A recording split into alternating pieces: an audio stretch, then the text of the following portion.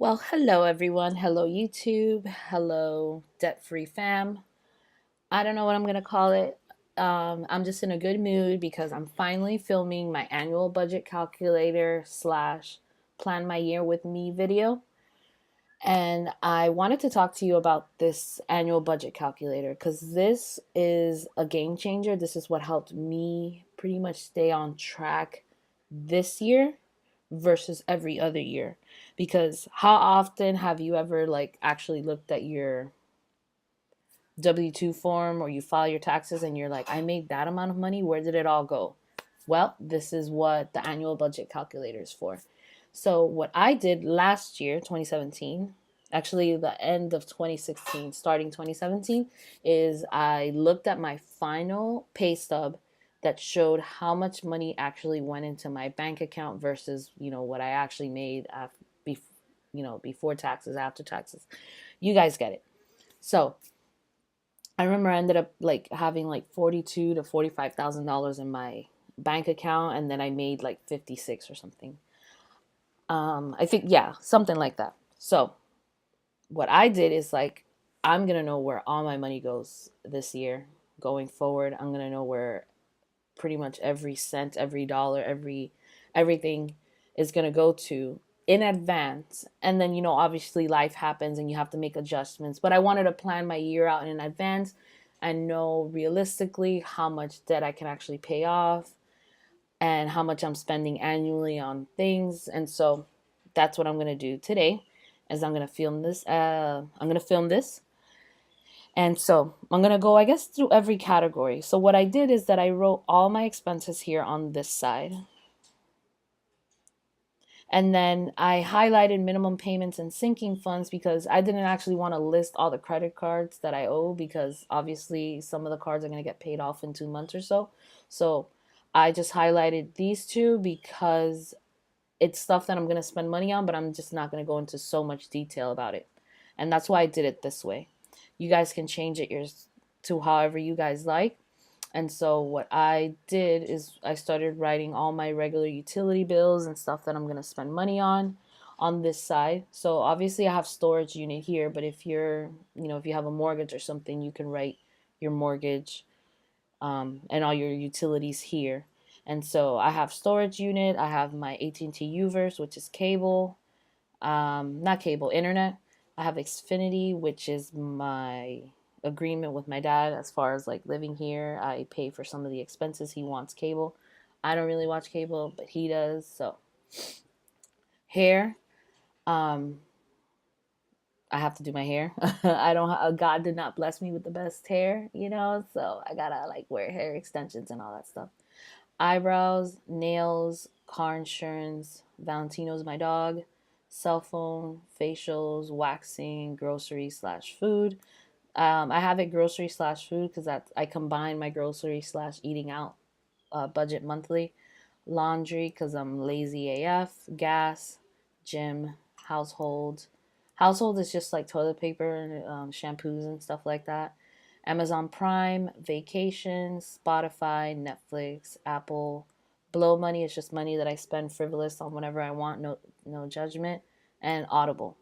And so obviously these figures are going to be different for every individual, but I remember when I did this in 2017, I actually had more things to I actually had more categories, but as I started like adding up all the numbers and looking at this annual total here, it was too much, so I started cutting things out. And so what you would do is you would obviously hypothetically the first time you ever do it is you write everything that you want to have in your budget for the next year. And then as you start looking at your annual percentage, you'll have to start cutting things out if you want to pay, if you want to pay more money towards debt. Because what I did is like, I want to pay $18,000 in debt, which means I have to put $1,500 a month in minimum payments. Obviously, these figures may be different every other month, but the total annually is 18,000 is what I wanted to pay off. And so I had to work my budget around these figures here. So let's say I let's say my car insurance is like $600 a month. I'm gonna like estimate. I'm gonna say my car insurance before was $600 a month, and this is an example of what you would do to every single category. So let's say when I did my annual budget, let's say I have to be 40. I'm gonna make 43,000. That's what's gonna come home to me at the end of the year. And let's say my car insurance is actually $600 a month. What I would do is obviously I would highlight this all the way to the end. And now I am 3,000 and some change over what I'm estimating that I'm going to bring in. So what I would do is I'm like, let me see if I can actually cut my car insurance down by switching providers or all that. And lo and behold, yes, that is what happens. I go from Progressive to Geico, and my insurance rate is now $303. And so that's what you would do. You would do that with every single category, to see if you can actually cut down your cost and everything. And then I remember eyebrows, I was going every month paying $30. And then when I did like the annual total, I was like, whoa, I'm spending way too much money. I'm going to cut that to once every 2 months. And so that's what I did. I estimated that this is how much I'm going to spend on my eyebrows. Hair, same thing. Xfinity, which is cable, same thing. I've called already. I'm grandfathered into like this 2-year plan. Once the 2 years is up, I'm going to call and request to see if I can lower this. And then my, where is it?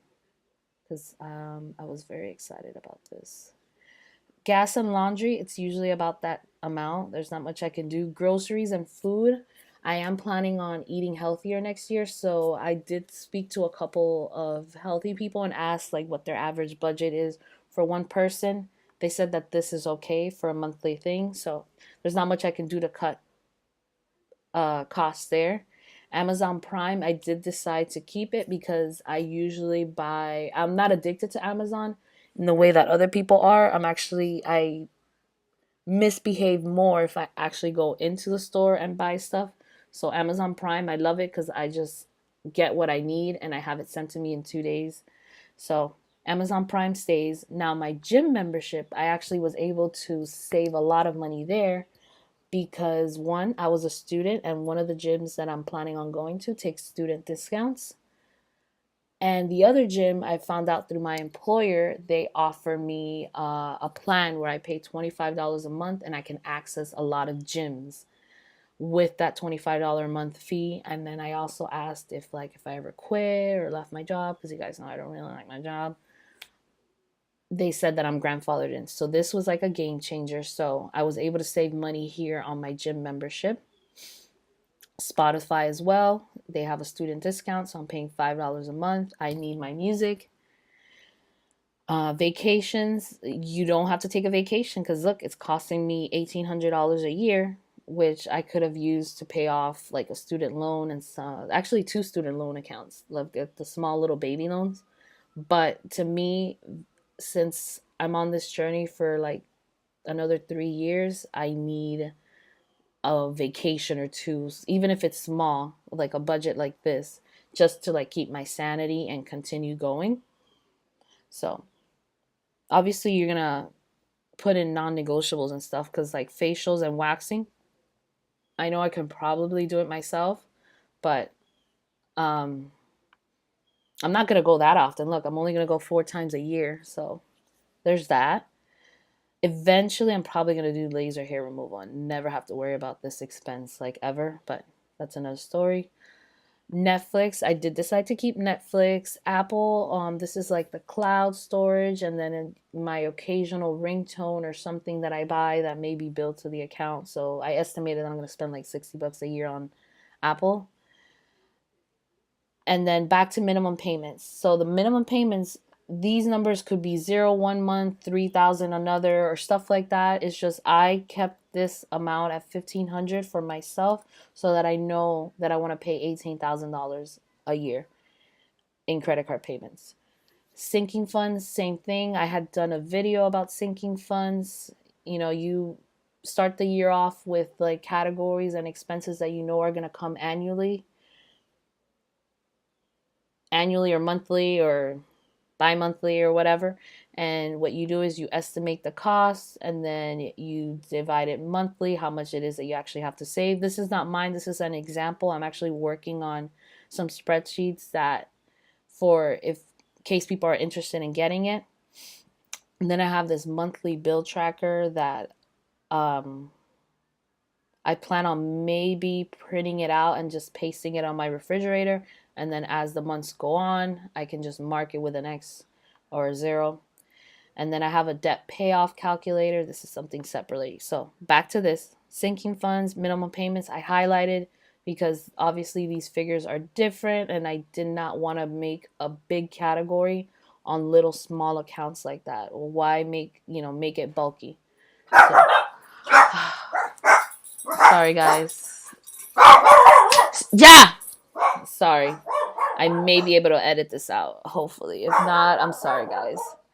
And so this is what you do. I may do a film where I do some like a hypothetical family's annual budget calculator. Maybe, I'm not sure. This is just my personal annual budget calculator.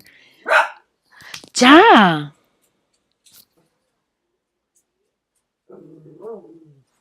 And so key takeaways is plan your year in advance. Obviously, every month this may be different or it may be the same. I usually update it like every 3 or 4 months just to make sure that everything is going accordingly. And, do this before you start the year. You plan your year out. You know how much you can actually pay towards debt, how much you're actually spending yearly on your regular bills and expenses.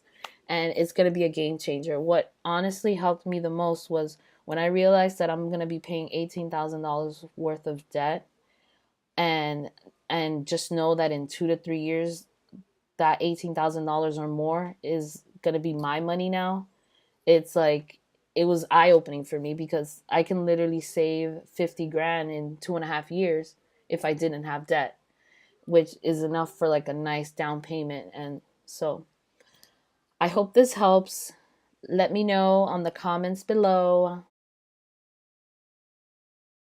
Be sure to subscribe to my channel and follow me on Instagram at The Figure Maker.